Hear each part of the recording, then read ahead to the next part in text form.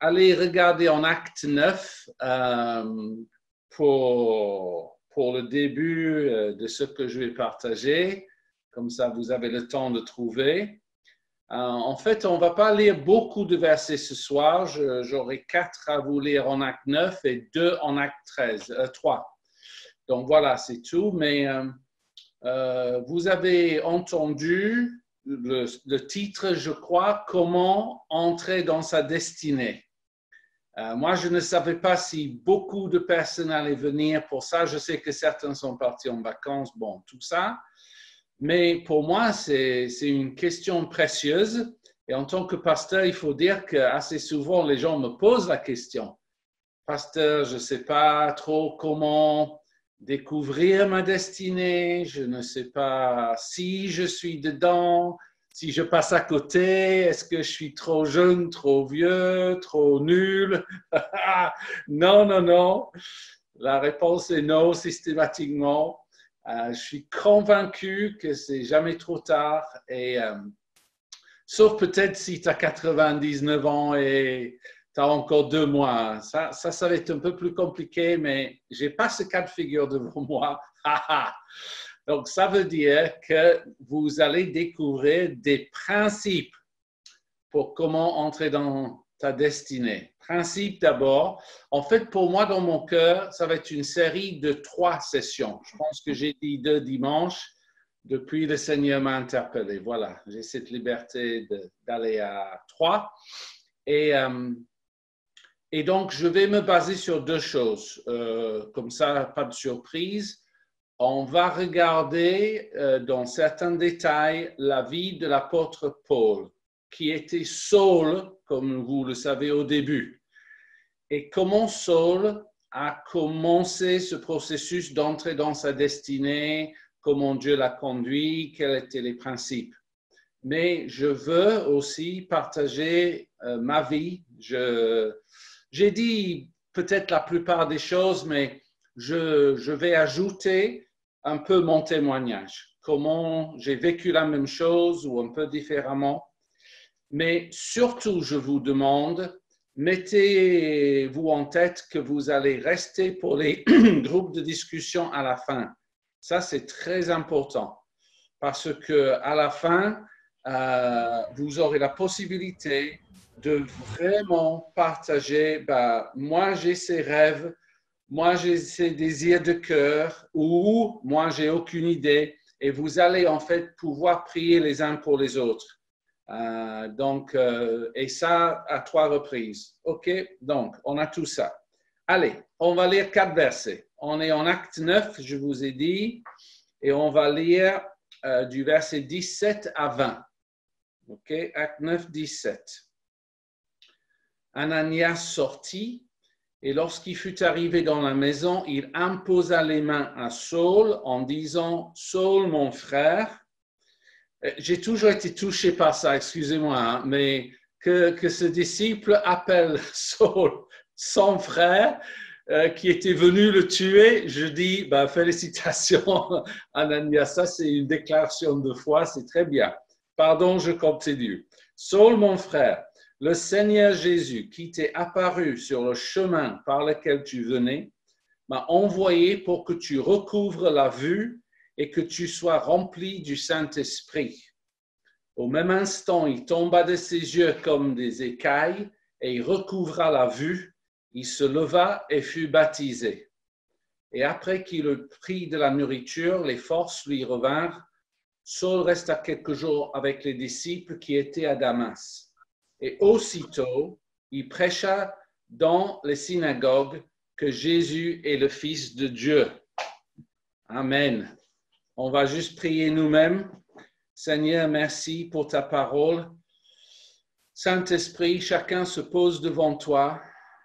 Chacun reconnaît que tu es la source, que tu as soufflé sur ces paroles, que tu t'es investi dans la vie de Saul et que tu veux t'investir dans nos vies tout aussi puissamment. Tu es un Dieu qui nous a appelés chacun à non seulement être sauvés et à te connaître, mais à te servir et à découvrir notre destinée. ma prière ardente, c'est que dans les 3 semaines à venir, les bases nécessaires soient posées pour que chacun puisse dire, au moins, je connais la trame, je sais dans quelle direction le Seigneur me conduit pour que j'ai une vie pleinement épanouie en le servant. Amen. Amen, amen. Et donc, je pense que vous connaissez tous le contexte. Je me suis permis, donc excusez-moi si ce n'est pas le cas. Il va falloir relire le chapitre 9 en entier après, mais le temps ne permet pas. Le contexte, c'est la conversion de Saul. Ça, oui, vous le savez. Cette lumière qui est venue du ciel, cette voix qu'il a entendue, et l'aveuglement qui a suivi, parce qu'on comprend que la lumière, en fait, était tellement brillante que ça a eu cet effet sur lui. Et il est resté donc 3 jours dans le jeûne pour vraiment chercher la suite avec Dieu. Et il est dans ce contexte-là. Mais ce que je veux souligner d'abord, premier point pour moi, c'est que Saul, en fait, avant sa conversion, il croyait vraiment qu'il servait le dessein de Dieu. Il pensait qu'il était dans sa destinée. Et ma lecture de la parole me dit à moi qu'il était très sincère, que ce n'était pas un faux semblant, c'était un homme qui s'est dit « Je donne ma vie à servir Dieu » et il s'est lancé dans cette persécution de l'Église de Jésus-Christ. Alors, c'était terrible, hein? Je ne minimise pas la souffrance des premiers chrétiens aux mains de Saul, pas du tout. Mais ce que j'essaye de vous dire, c'est pas, je vais comparer de cette façon. Une fois, j'écoutais les actualités France 2 et celui qui dirigeait la soirée, l'émission, il avait donné son propre avis 2 ou 3 jours avant, mais il est allé trop loin et il s'est fait vraiment critiquer pour les commentaires qu'il avait faits. Il est censé être neutre quand il décrit, quand il présente les actualités. Et ce qu'il a dit le soir quand je regardais, il a dit « J'ai compris que je n'ai pas droit à l'erreur ».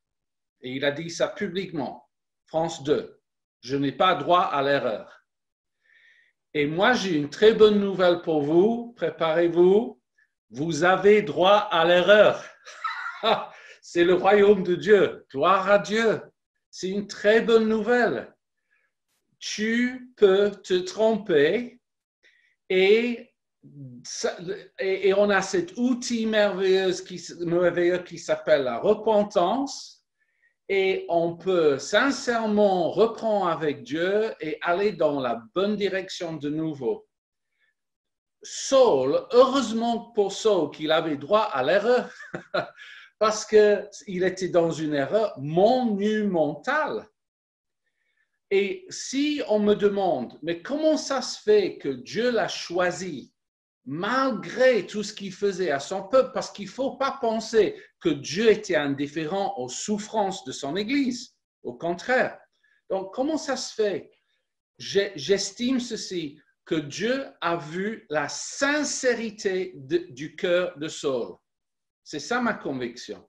Il a vu sa sincérité, il a vu qu'il était complètement à côté de la plaque et même dangereusement, mais il s'est dit, je vais en fait répondre à la sincérité de cœur que je vois et je vais me révéler à lui pour diriger ce cœur sincère sur le bon chemin. Et ça, c'est ma première conviction pour vous. Si tu veux découvrir ta destinée, c'est d'abord une question de cœur.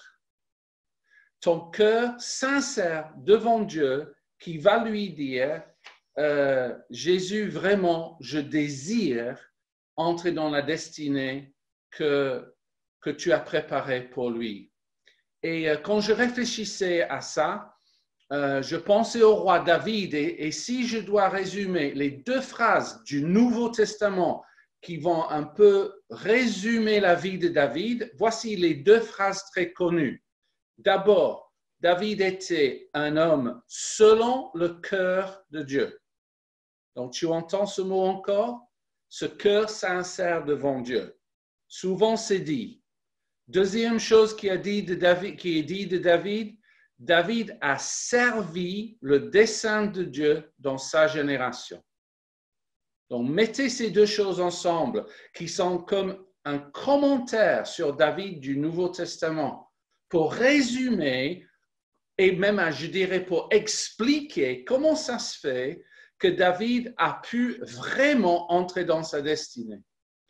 Et donc, lié à cela, voici un aspect pas mystérieux, mais qui parfois on peut passer à côté.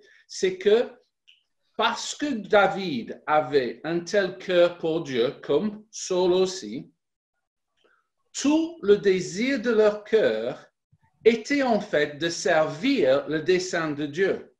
C'est-à-dire, je pense que si tu faisais un entretien avec les deux et tu leur posais la question, « Oh, comment est-ce que vous êtes entrés dans vos destinées? » Parce que ces deux-là, ce sont des grandes destinées.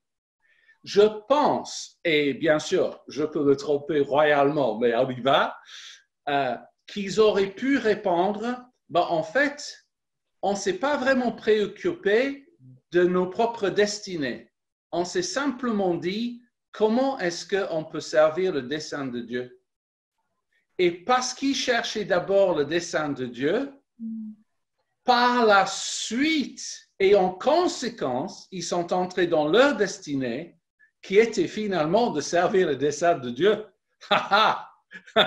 Donc, ça, c'est un cercle vertueux. Et je prie Dieu que vous y entriez tous avec ce fondement.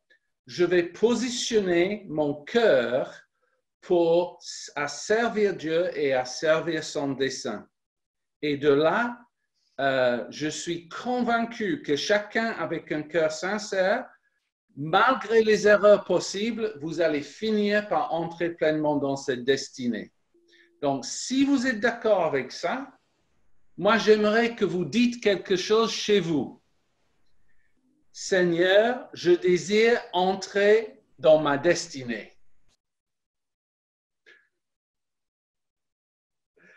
Celle que tu as préparée pour moi.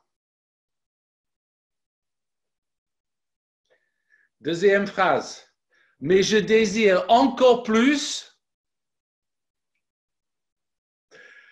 servir ton dessein dans ma génération. Alléluia pour ça, Seigneur. Et écoutez, j'ai déjà dit, tu as droit à l'erreur, tu peux te tromper, c'est pas grave.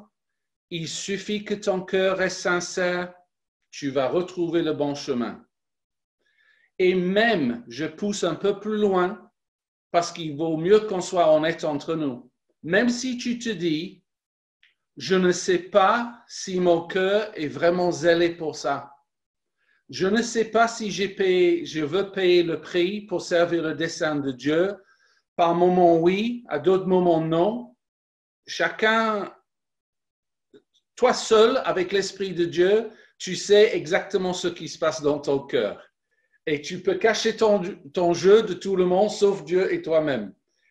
Mais même là, c'est-à-dire, même si je m'adresse à quelqu'un qui hésite de servir le dessein de Dieu avec leur vie ou qui reconnaît qu'il y a un manque de zèle par moment, même là, la bonne nouvelle, c'est que la repentance suffit pour te remettre sur le bon chemin. Seigneur, pardonne-moi mon manque de zèle, je me remets à te servir. Pardonne-moi cette tiédeur de cœur, je me remets devant toi pour avoir un cœur selon ton dessein. C'est vraiment, je sais que peut-être je simplifie, mais je dis le potentiel ne peut pas être enlevé par l'ennemi d'un chrétien qui a un cœur qui brûle pour Dieu et qui est déterminé de servir Dieu. Donc, alléluia pour ces vérités-là. OK. Verset 17, je veux faire référence à certaines choses que Saul a vécues. Alors, à la fin du verset 17, sans aucun détail, hein, ça c'est clair, on nous dit que Saul a été rempli du Saint-Esprit. Donc, pour nous, et c'est pas, bon, c'est un sujet que j'ai prêché, vous êtes tous au courant, mais juste laissez-moi souligner un élément. Ma conviction, c'est que la puissance nécessaire pour que tu accomplisses ta destinée, c'est par l'Esprit Saint. Et plus tu es rempli de l'Esprit, plus cette force est là. Parce que des personnes qui savent vraiment le dessein de Dieu peuvent être fatiguées, épuisées, les gens peuvent placer beaucoup de demandes sur eux. Si tu lis la vie de Saul après, des nuits entières sans dormir, des jours sans manger, le prix à payer, on a compris dans sa vie. Et ce que j'essaie de vous dire encore simplement, c'est entretient cette relation avec le Saint-Esprit. Parle en langue souvent. Demande à l'Esprit de te remplir régulièrement. Place-toi devant le Saint-Esprit et vraiment poursuis tout ce qu'il a pour toi, parce qu'il va être ta source jusqu'à la fin de ta vie. Moi, ça fait 40 ans cette année de vie chrétienne et je constate que j'ai le même zèle que j'avais il y a 40 ans. Alléluia. Je constate aussi que ça ne vient pas de moi. Je veux honorer le Saint-Esprit qui semble ne jamais s'épuiser. Wouhou! Et il est inépuisable. Et donc, si nous, on arrive à savoir puiser en lui, bon, c'est bon. Vous aurez toute la force nécessaire. OK. Verset 18. Alors, je vais prendre la réalité de ce que Saul a vécu, mais je vais l'appliquer. C'est-à-dire, Saul avait littéralement les écailles sur ses yeux à cause de cette lumière, etc., et l'action de l'esprit. Peut-être les écailles étaient là pour protéger ses yeux contre, peu importe. Ce que je veux souligner, c'est que les écailles sont tombées, il voyait de nouveau et j'ai envie de dire, il voyait différemment. Il avait un tout autre regard sur Dieu, sur l'Ancien Testament, le message de Jésus, le Christ, sur l'Église. Tout a basculé dans l'espace de 3 jours avec sa conversion. Mais ce que je veux vous dire à vous, concernant ce sujet, c'est nous avons, en tant que chrétiens, besoin de voir autrement. Vous n'êtes pas appelés par Dieu de voir ce monde comme les gens autour de vous, ou même de voir le temps qui vous est accordé sur terre comme les gens autour de vous.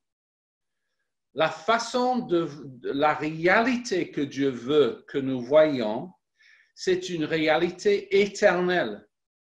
C'est une éternité où tout ce qu'on fait dans cette vie compte pour l'éternité.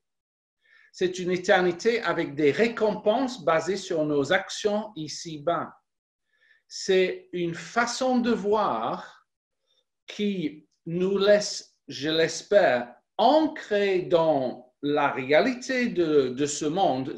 On n'est pas des mystiques qui quittent le monde, non, mais on est quand même des personnes qui ont reçu une qualité de vie qui s'appelle une vie éternelle en nous par notre conversion.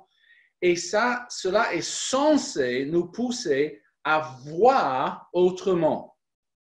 Et même Paul va dire, avant, on voyait Jésus et les autres hommes et femmes d'une certaine manière, en 2 Corinthiens 5, et maintenant nous les regardons plus de cette façon.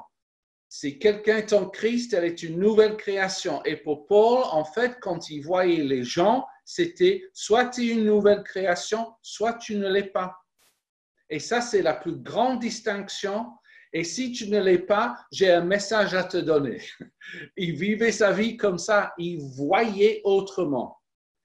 Et je veux vous lire quelque chose que Paul, à l'époque, il est Paul quand il le dit, d'accord? Vous savez tous qu'il a changé de nom, ou Dieu l'a fait. Et juste écoutez et je vous donne la référence. C'est Saul Paul qui a dit, car nos légères afflictions du moment présent, du moment présent, produisent pour nous, au-delà de toute mesure, un poids éternel de gloire. J'ai passé un moment juste à méditer cette phrase. Ces souffrances à Paul produisaient pour lui un poids éternel de gloire. Wouhou! Ça, c'est une façon de voir les souffrances. Mais je continue. Parce que nous regardons non point aux choses visibles, car les choses visibles sont passagères et les invisibles sont éternelles. Alors, on peut être étonné quand on lit Paul vers la fin de sa vie en train de dire « les souffrances que j'ai connues étaient légères ». On dit « Wow, Paul, j'ai lu la liste ». Il n'y a rien de léger dans tout ce que tu as souffert. C'est incroyable. Et tu choisis le mot léger et il explique, oui, j'ai choisi ce mot parce que je fais une comparaison entre le poids de gloire éternelle que j'aurai grâce à ce que j'ai souffert et subi. Je vois ma récompense. Et comparé à ce que je vais vivre pour l'éternité, ça, c'est rien. Et il était sincère. Ce n'est pas des mots dans l'air. Alors, en toute chose, il y a un équilibre.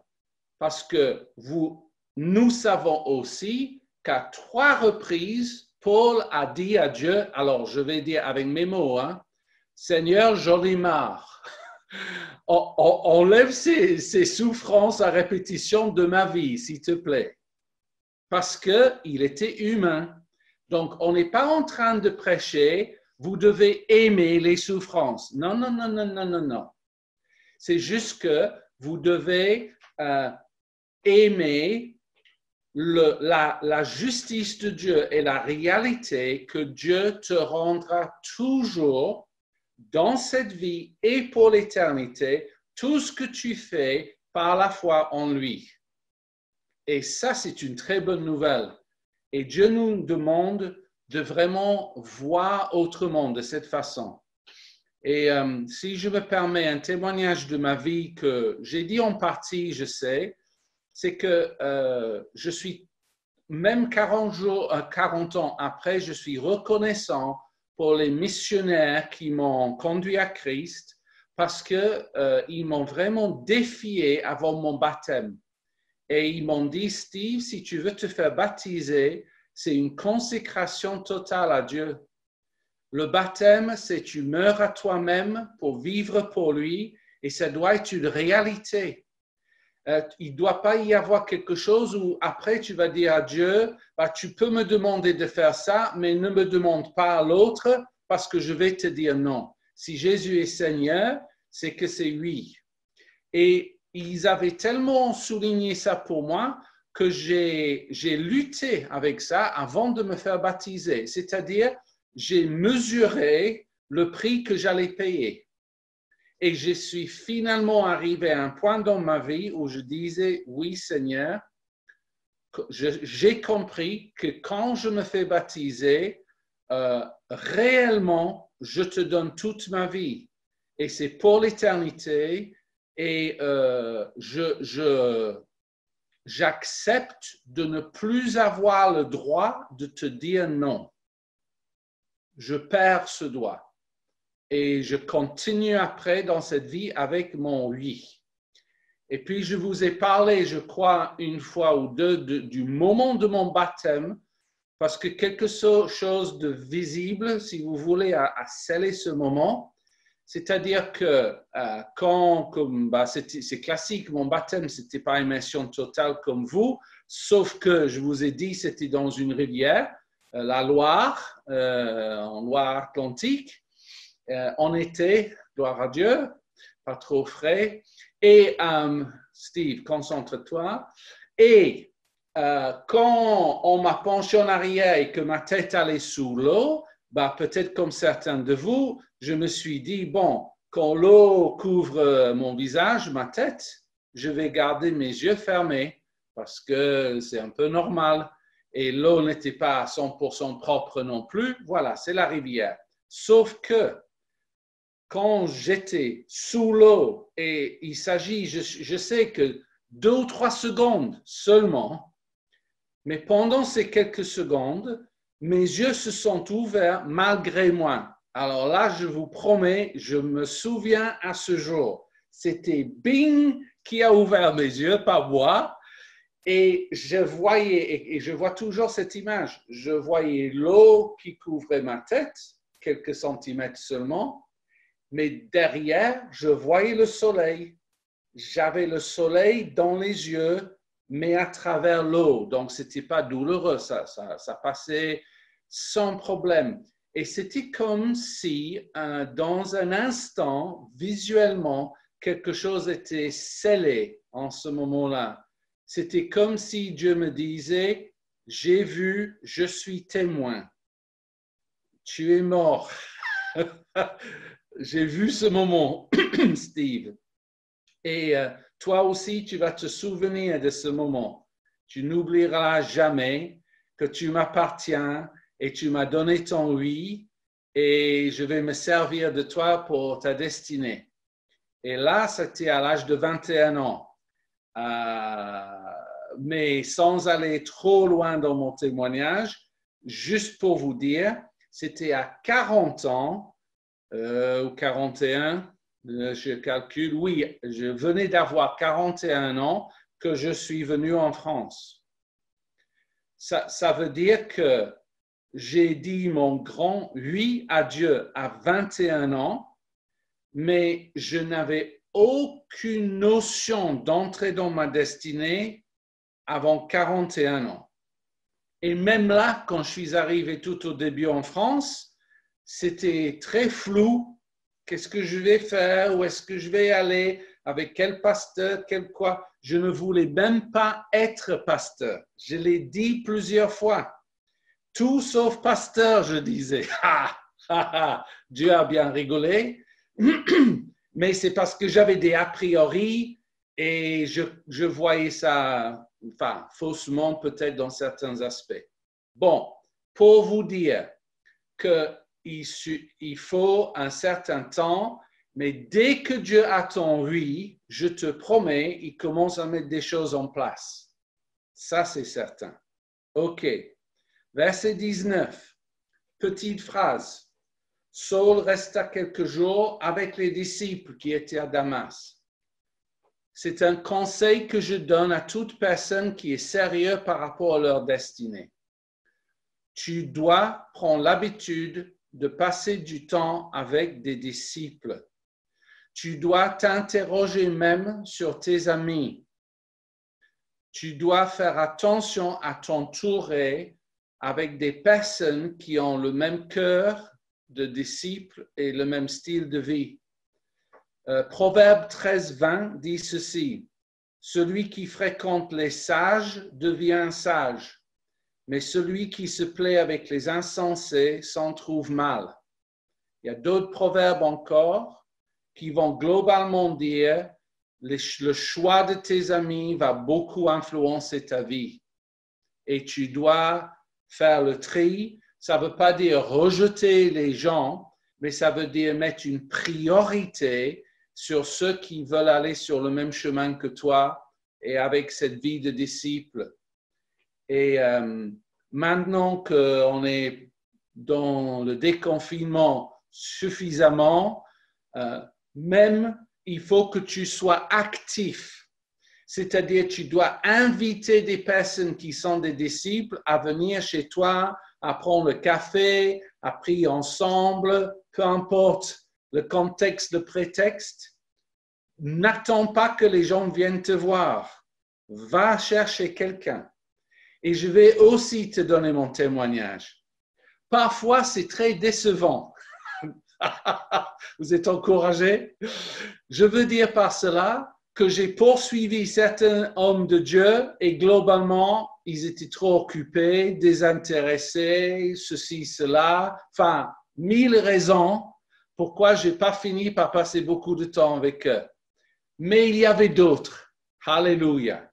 C'est-à-dire, tu ne dois pas juste être confronté par un échec, par une personne qui te dit « bah non, en ce moment, je suis très pris, je ne peux pas », que tu sombres dans un découragement. Laissez tomber.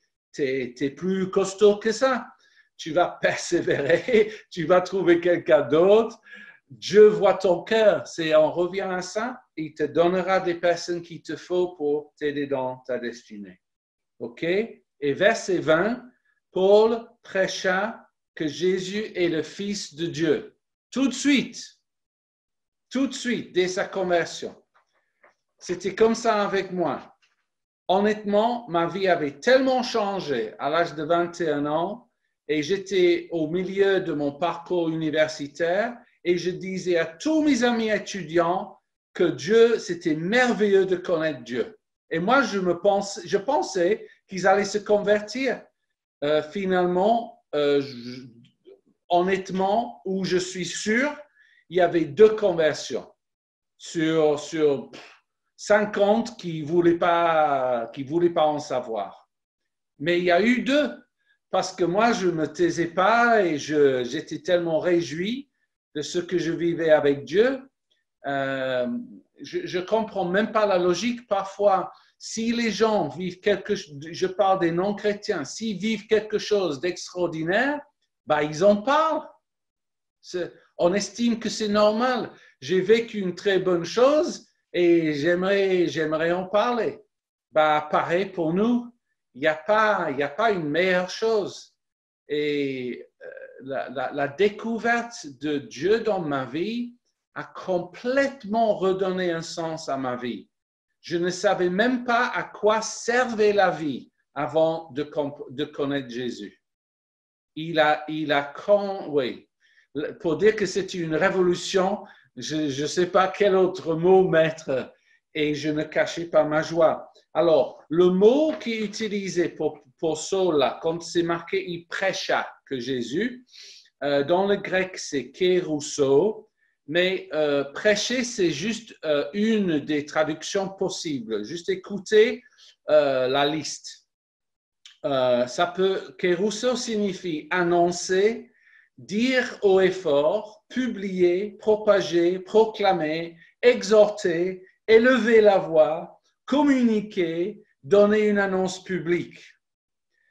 Et la Bible va nous dire à nous que, en fait, vous avez déjà une destinée commune, tous, parce que la Bible dit, vous êtes tous ambassadeurs. Ça veut dire que vous représentez l'ambassade du ciel et vous êtes des envoyés sur terre pour dire à tout le monde quelle est la volonté de votre ambassade. Et le grand ambassadeur céleste que nous avons, Jésus-Christ. Et ça veut dire, si je simplifie, que pour que tu entres dans ta destinée, et vous allez me dire, non, mais ça c'est trop simple, Steve, mais il faut que tu parles. Tu ne vas pas entrer dans ta destinée sans parler de ta foi. Peu importe ce que c'est ta destinée. Ça peut être partir en mission, servir dans l'église, être évangéliste ou enfin 1000 autres choses. Mais si tu ne parles jamais de ta foi, je vois mal que tu entres dans ta destinée. Ça veut dire tôt ou tard, tu vas devoir faire un voyage avec le Seigneur pour dire, Seigneur, montre-moi comment parler de façon efficace de mon salut et de ce que je vis avec toi. Aide-moi à parler de façon naturelle. Moi, je ne suis pas de ceux qui vont dans les rames de métro et qui crient que Jésus est Seigneur. c'est vraiment, ça ne me convient pas comme style. Si l'ange Gabriel venait un jour chez moi et il me dit, ainsi dit le Seigneur, aujourd'hui, ligne 6, tu annonces, je le ferai. Je le ferai. Lunettes noires, je le ferai. Voilà, OK. Parce que si j'ai compris que Dieu me demande, je le ferai. Mais je veux dire, je sais aussi que je suis beaucoup plus à l'aise d'aller en binôme, échanger avec les gens, m'asseoir à côté de quelqu'un, m'intéresser à lui, découvrir qui c'est, échanger, voir l'ouverture d'esprit, tout ça, ça me plaît énormément. Et donc, on a chacun une façon de témoigner ou des façons de témoigner. On a chacun des approches qui sont plus naturelles. Vous savez, les gens ressentent déjà si vous n'êtes pas à l'aise. Si vous êtes crispé, ça se sent. Si vous parlez de façon qui n'est pas naturelle, ça se sent. C'est beaucoup mieux de dire au Saint-Esprit, vraiment, enseigne-moi comment parler de toi de façon normale, naturelle, mais aussi remplie de foi, n'est-ce pas? Et comme avec les enseignements de Steve, de façon surnaturelle, ou avec une voix normale, je demande s'ils n'ont pas mal au dos, s'ils n'ont pas vécu telle chose, les dons de l'esprit qu'on va continuer à développer. Donc, ça c'est important pour nous, mais en même temps, entends mon cœur, aucune culpabilité. Si encore une fois, tu as l'impression que tu ne parles pas assez ou tu ne parles pas du tout, refuse la culpabilité et juste démarre avec quelque chose. Demande au Saint-Esprit, c'est vraiment la clé pour ça, c'est demande au Saint-Esprit chaque matin de te donner une occasion naturelle, spontanée de pouvoir partager avec quelqu'un. Je te promets que ça fait partie de ta destinée de prendre l'habitude de parler de lui. Et je vous donne juste une autre exhortation à ce sujet. J'ai annoncé à l'Église, et je crois que vous avez reçu par mail, que ce samedi, 15h, je fais une formation sur la guérison. Alors, ce n'est pas exagéré ce que je vais dire. Je pense que ça va être la dernière de l'année. Je ne pense pas que je le referai parce que j'ai quelques événements où je vais le faire. Mais pour l'Église et ici à Paris, je ne pense pas. Donc, pourquoi j'en parle? Parce que si tu apprenais à avoir confiance dans la guérison des malades, tu pouvais vraiment vivre les choses extraordinaires avec Dieu. C'est merveilleux d'être en confiance, de prier et de voir beaucoup de résultats. Parce que c'est la puissance de Dieu qui passe à travers ta vie. C'est réjouissant de vivre les guérisons. Je suis témoin. Donc, venez samedi et vous serez formés. C'est mon but. Et si vous êtes formés samedi, on va vous libérer dimanche après le culte et mon message. Et je vais prêcher Jacques 5 sur la guérison divine par la prière, etc., par Zoom. Et vous avez une mise en pratique tout de suite. Et donc, c'est ce genre de choses que si tu veux ta destinée, tu dois quand même saisir les occasions qui sont présentées. OK. Maintenant, dernier passage. Acte 13 et juste 3 versets. Acte 13, 2 à 4.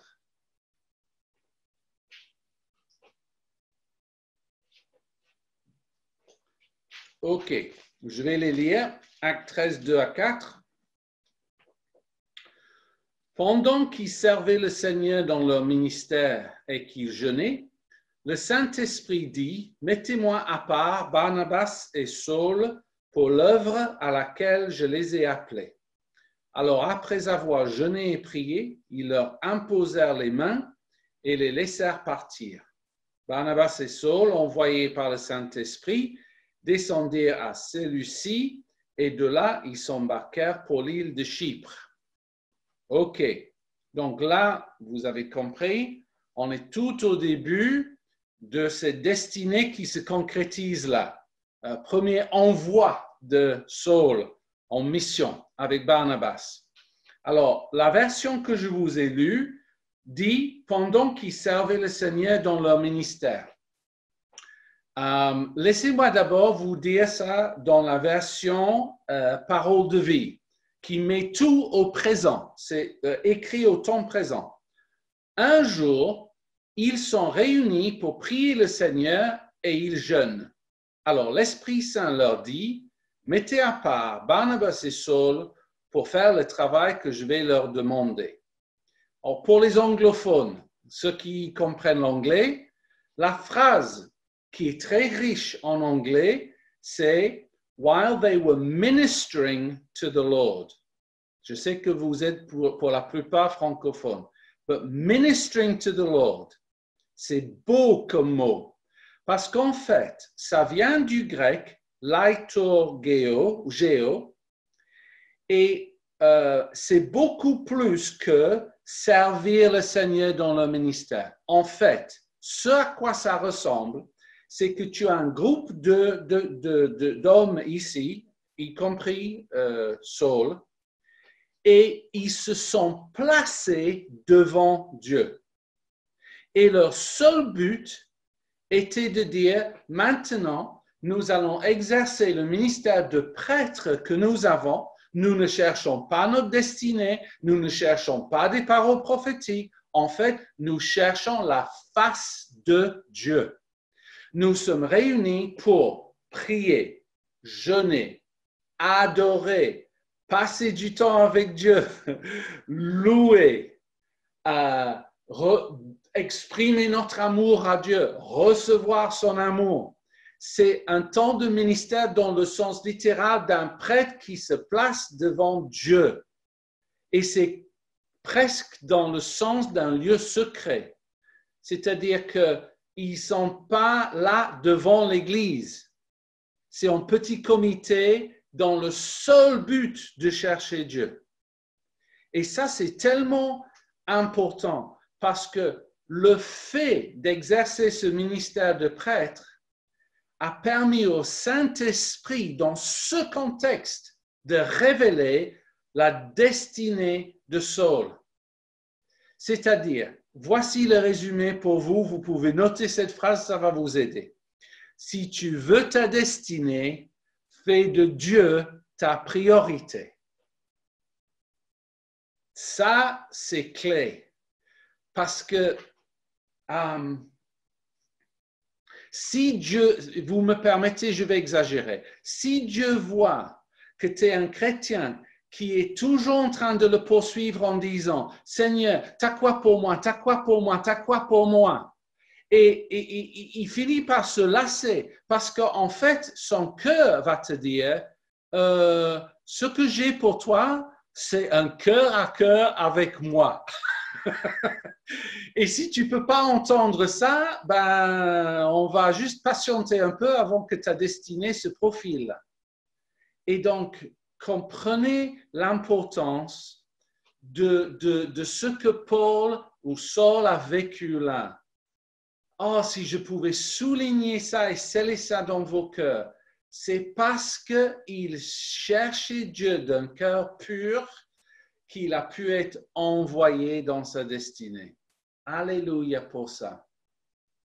Et juste mon témoignage, je vais essayer de terminer pour 9 heures pour qu'on ait des groupes après. Mais petit témoignage.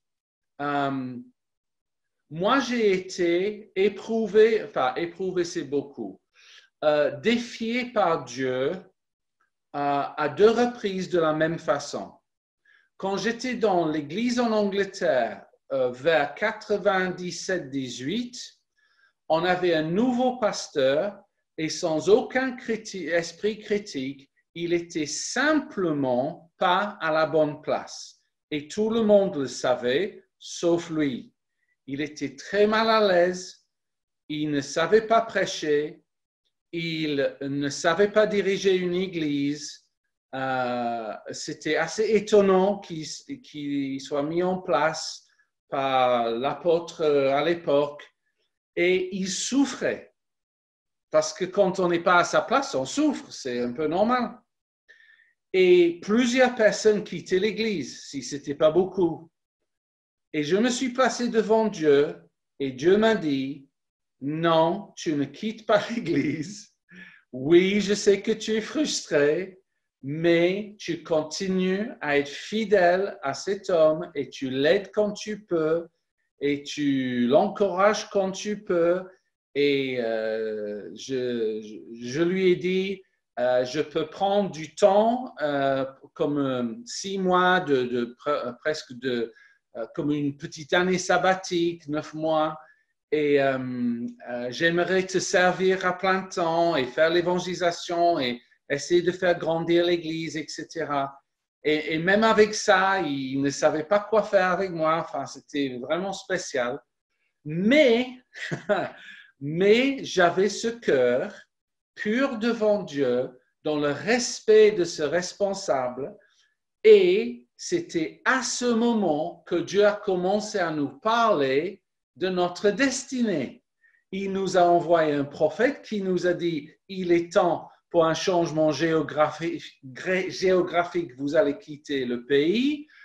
J'ai eu d'autres, j'ai pas le temps, mais j'ai eu d'autres confirmations pour venir en France et on a fini par venir en France en août 2000. Mais j'essaie de vous dire, dans un contexte difficile où il fallait que je me place devant Dieu et que je garde mon cœur pur pour l'entendre. Et après, en 2006, la même chose m'est arrivée. Le pasteur à Lille vivait des choses très difficilement. Il y avait beaucoup de tensions. Les gens dans l'église me disaient, Steve, pourquoi tu ne quittes pas l'église pour implanter une église? On vient avec toi. Donc, j'aurais pu être le meneur d'une division d'église. Et j'étais frustré. Et je me suis placé devant Dieu. Et Dieu m'a dit, tu restes et tu vas être fidèle à cet homme et tu vas chercher ma face et tu m'attends. Et j'ai attendu et j'ai eu ce coup de fil de Vincent Esterman 6 mois après, vient me remplacer à Paris. Et je suis entré dans ma destinée à Paris. Mais c'est comme si il y avait comme une épreuve avant ma destinée et que je devais surmonter, et surtout ça tournait autour de garder mon cœur pur dans le respect de l'autorité, surtout le respect de Dieu, c'est évident, mais la patience en attendant le timing de Dieu. Et là, il m'a libéré pour aller plus loin dans plus de détails. Alléluia pour ça. Donc, la dernière chose que je veux vraiment souligner, c'est qu'on a cette phrase au verset 2, « Mettez-moi à part, Barnabas et Saul, pour l'œuvre à laquelle je les ai appelés. » Mais la question que je vous pose, c'est, qui a dit cela? Qui a dit, « Mettez-moi à part » On va dire Dieu, oui, mais est-ce qu'ils ont entendu une voix audible de Dieu? Ou est-ce que ce n'est pas un peu plus logique de dire, bah, il y avait des prophètes parmi ces quelques personnes, est-ce que ce n'était pas une parole prophétique alors? Ça me semble très probable, on va dire ça comme ça. Et donc, si c'était une parole prophétique, ça veut dire quoi? Ça veut dire quelqu'un d'autre a entendu par rapport à la destinée de Saul. Quelqu'un d'autre. Et ça demande beaucoup d'humilité de notre part. Vous savez que la Bible dit, nous prophétisons en partie et nous connaissons en partie. 1 Corinthiens 13, 9. Ça veut dire que même si tu es la personne qui a le don prophétique le plus spectaculaire sur la planète, tu prophétises en partie. Et pourquoi en partie? Parce que Dieu veut que tu aies besoin de tes frères et sœurs. C'est dans le deal. Tu ne vas pas trouver ta destinée, pas ta vraie destinée, sans tes frères et sœurs. Non, non, tu ne l'auras pas. Parce que si tu as cette approche-là, tu vas vite finir comme électron libre et tu es une cible des esprits de confusion et autres. Tu auras besoin de tes frères et sœurs jusqu'à la fin de ta vie et Dieu ne te dira pas tout. Récemment, je veux faire très attention, je suis désolé, je le dis, mais sans aucun détail. Il y a un pasteur sur Paris qui m'a contacté pour dire que dans les derniers 6 mois, si je dis trop, vous allez savoir qui c'est. Disons qu'il n'exerçait plus, il n'était plus dans le rôle de pasteur par son choix. Et il me dit que Dieu lui a dit et que maintenant il reprend et Dieu lui a dit. Moi, ma première question, c'est, tu as parlé avec qui par rapport à ça pour complètement abandonner une église que tu avais implantée et puis pour dire que tu redémarres? Parce qu'il faut faire très attention à comment nous traitons l'église de Jésus-Christ. Les membres d'une église où le pasteur démissionne brutalement, où le pasteur dit du jour au lendemain, Dieu m'a dit que je vais ailleurs, et sans consulter, et sans ceci, cela, ça fait beaucoup de dégâts pour les chrétiens qui sont dans la confusion. Et je doute fort que ça vienne de Dieu. Dieu aimerait que tous les pasteurs et que vous tous, vous ayez des référents, des personnes de maturité spirituelle où vous avez toute votre liberté de dire moi je reçois ceci de Dieu, qu'est-ce que tu en penses? Et si tu veux voir jusqu'où aller l'humilité de Paul, je vais lire dans la traduction œcuménique, mais juste je préfère que vous écoutiez et après je vous donne la référence. C'est ce que Paul dit concernant son propre ministère. Il dit ceci. Ensuite, au bout de 14 ans, donc vous avez entendu ça? Après 14 ans de ministère, je suis monté de nouveau à Jérusalem avec Barnabas. J'amenais aussi Tite avec moi. Or, j'y montais à la suite d'une révélation et je leur exposais l'évangile que je prêche parmi les païens. Je l'exposais aussi dans un entretien particulier aux personnes les plus considérées, de peur de courir ou d'avoir couru en vain. Globalement, ça veut dire, et ça c'est Galates 2, 1 à 2, après 14 ans de ministère, Paul va monter à Jérusalem, va voir Pierre, Jacques et Jean et va leur dire, je vous soumets mon ministère. Tout le miracle que j'ai vécu, toute la direction de Dieu, tout ce que je croyais être l'inspiration de l'Esprit Saint, je vous le soumets maintenant pour savoir si vous avez la confirmation dans vos cœurs que c'était vraiment Dieu ou est-ce que j'ai couru en vain. Wow! Alors là, non mais mettez ça dans notre contexte. Un pasteur, Robert Baxter, qui arrive à Paris Évangile après 30 ans de ministère et il dit publiquement, Steve, je veux savoir quel est ton avis sur mon ministère au Bon Berger. Est-ce que c'était vraiment de Dieu tout ce que j'ai construit là-bas? Ouh! Wow! Si la question est sincère, il ne le fera pas publiquement parce que Paul ne l'a pas fait publiquement. Il est allé voir juste quelques apôtres à Jérusalem. Mais vous comprenez l'humilité de cet homme, d'avoir cette volonté de prendre le risque que quelqu'un lui dise « Non, on est entièrement en désaccord et on ne veut plus que tu le fasses. » Imaginez ça en plus encore. Oh, c'est dur ce que je suis en train de dire, mais c'est aussi glorieux. Parce que quand tu as le oui des autorités spirituelles, tu as un appui formidable pour continuer. Tu as une confiance supplémentaire et tu as tout le soutien nécessaire pour accomplir ta mission. Et ça, c'est précieux, précieux, précieux. Donc, gloire à Dieu pour ces choses. Vous avez lu versets 3 et 4. Ces autres frères imposent les mains, jeûnent et prient, ils bénissent. Vous m'avez entendu dire, je termine avec ceci, vous avez vraiment besoin les uns des autres pour accomplir ta destinée.